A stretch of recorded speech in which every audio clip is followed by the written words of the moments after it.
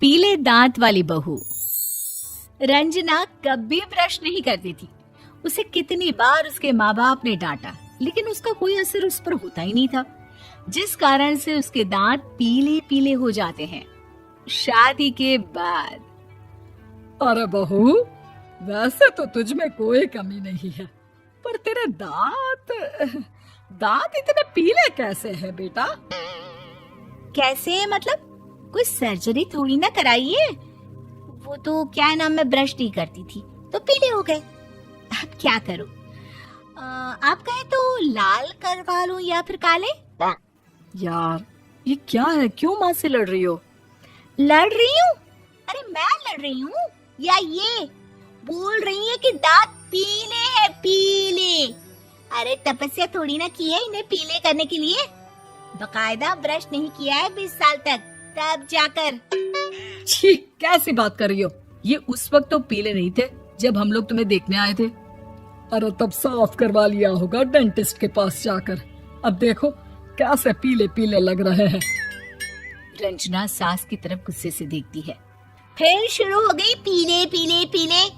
अरे पीले तो तब भी थे जब मेरे हाथ का रसगुल्ला उड़ा उड़ा कर खा रही थी और बोल रही थी, लड़की नहीं गुणों का खजाना दे रहे भाई साहब आप।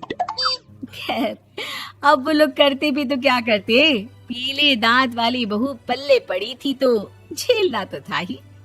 एक दिन कीर्तन में रंजना गाना गा रही थी।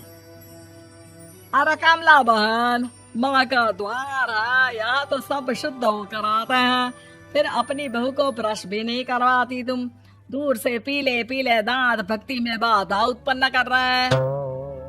अरे कोई 2 साल के बच्चे थोड़ी ना लेकर आई हूँ मैं बहू बनाकर। अच्छी खासी लड़की है, अरे कैसे करवाऊं ब्रश? ये तो उसे खुद करना चाहिए ना। अब माँ बाप तो इसके जैसे तैसे निपटा दिए, ये नहीं सोचा कि सास कैसे संभालेगी। सास बहू को लेकर घर आ जाती है, लेकिन सोच लेती है कि अब इसे लेकर कहीं नहीं जाएगी। अगले रोज बहू कहती है, अरे क्या हो गया, मंदिर नहीं जाना क्या? कीर्तन का वक्त हो रहा है। मेरी मधुर वाणी से कान्हा जी जागते हैं और सोते हैं। आप तो जानती है ना उनकी भक्ति में कितना मन लगता है मेरा। वो क्या है ना, तबीयत ठीक नहीं लग रही है मेरी, आराम करूंगी मैं। तबीयत ठीक नहीं लग रही? अभी तो मिथुन के गाने पर नाच रही थी आप, और अब बोल रही है कि तबीयत ठीक नहीं लग रही। अरे भक्ति में मन लगा लो सासू माँ, ऊपर जाना है, क्या मुंह दिखाओगी आप? हाँ? सास को बहू की बात पर गुस्सा आ जाता है। मैं क्या मुंह दिखाऊंगी, इसकी चिंता तो ना कर, समझी? अपने मुंह की चिंता कर, जो ये पीले पीले दांत लेकर हर जगह पहुंच जाती है। पता है लोग कितना मजाक बनाते हैं। ना जी ना, मैं नहीं जाना कहीं तेरे साथ। तो ये बात है। कोई ना, मत जाओ, मैं अपने कमरे में ही बैठकर भक्ति कर लूंगी। ऊपर वाला दांत थोड़ी ना देखता है, मन देखता है, भावना देखता है। और अरे बस बस, तू सब कुछ दिखा, बस ये सफेद चमकदार दांत ना दिखाना किसी को, है? जा यहाँ से। बहू को सास की बात का कोई फर्क नहीं पड़ता, वो तो जैसी थी वैसी ही रह जाती है। सुबह नहाकर किचन में खाना बनाना, फिर खाना खाना, कीर्तन भजन करना और सो जाना।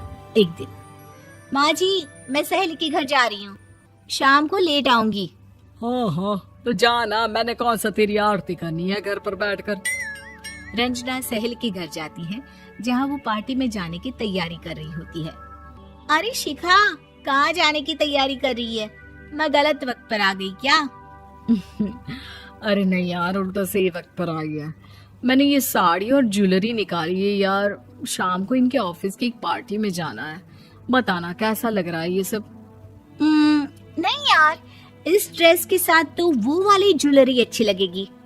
हाँ हाँ सही बोल रही है, मैंने ध्यान ही नहीं दिया। वैसे तो हमेशा से मस्त फैशन सेंस रखती है। तो बड़ा जाती होगी ना पति के साथ पार्टी में। रंजना कुछ नहीं बोलती, बस सोचती है कि यार काश ये बात सही हो जाती। पर मैं क्यों नहीं जाती पार्टी में? क्या इन लोगों की कोई पार्टी होती नहीं होगी? रंजना घर आती है और रात में पति से सवाल करती है, एक बात बताइए, आप मुझे किसी पार्टी में क्यों नहीं ले जाते? क्या आपकी यहाँ ऑफिस में पार्टी नहीं होती? पति बेचारा क्या कहता कि दांत पीले हैं तुम्हारे इसलिए। अरे कोई पार्टी होती नहीं हम लोगों के ऑफिस में, तो कहाँ से लेकर जाऊं? और मार्केट, मॉल, कहीं वीकेंड घूमना, कहीं तो। अरे यार, सारे हफ्ते में एक छुट्टी मिलती है, तो सोचता हूँ कि आराम ही कर लूं। क्यों? रंजना मन मार के रह जाती है। पहले कभी सास के साथ मंदिर जाया करती थी, लेकिन वो भी सास ने ले जाना बंद कर दिया। घर बैठी बैठी रंजना बोर हो जाती है। तभी उसे आइडिया आता है और वो मायके जाने का सोचती है। सासू माँ, 2 दिनों के लिए मम्मी के घर जा रही हूँ। अच्छा अच्छा, ठीक है, आराम से जा। और हाँ, माँ से कुछ अच्छी आदत सीख कर आना कि कैसे शरीर के हर भाग की तरह दांतों की सफाई भी जरूरी होती है, समझी?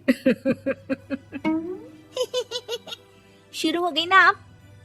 वो लोग आपकी तरह नहीं है कि छोटी छोटी बात का बतंगड़ बना दे। उन लोगों के लिए मैं मायने रखती हूँ, ना कि मेरे पीले पीले दांत। रंजना माँ को बिना बताए उन लोगों को सरप्राइज देती है, लेकिन जैसे ही वो दरवाजे पर पहुंचती है, अंदर देखती है कि घर वाले कहीं जा रहे होते हैं। अब माँ, काश रंजना दीदी के दांतों वाली प्रॉब्लम नहीं होती, तो वो भी हम लोगों के साथ चलती ना बुआ जी की बेटी की शादी में। हाँ बेटा, लेकिन अब उसे कौन समझाए कि उसको उसके पीले दांत नहीं दिखते, लेकिन उसके आसपास के लोगों को कितना एम्बैरेसिंग फील कराते हैं। मुझे तो कितनी बार उसके स्कूल की टीचर ने शिकायत की कि उसके साथ कोई लड़की बैठना भी नहीं चाहती, और ना ही कॉलेज में कोई उससे बात करना चाहता था। लेकिन पता नहीं क्यों उसे ये बात समझ में ही नहीं आती। कोई कमी नहीं है उस लड़की में, बस यही कि दांत पीले हैं। वो तो भला हो जीजा जी और उनकी माँ का, जो दीदी को जैसी है वैसे ही रखा हुआ है। रंजना को अपने घर वालों की बात सुनकर बहुत दुख होता है। वो सोचती है कि वो क्या करे, लेकिन फिर वो सीधा डेंटिस्ट के पास जाती है, अपने दांत चमकाती है और कसम खाती है कि वो रोज ब्रश करेगी। अरे क्या हो गया? तुम तो 2 दिनों के लिए गई थी ना, पर कोई ना, अच्छा है, चलो आ गई तो। रंजना सास के सामने आकर खड़ी हो जाती है और पूरी स्माइल करती है, उसके चमकदार दांतों को दिखाती हुई। हैं? चले मंदिर? माँ, मुझे माफ कर दीजिए, मैंने आप लोगों को बहुत एम्बैरेसिंग फील करवाया। मैं आज से रोज ब्रश करूंगी।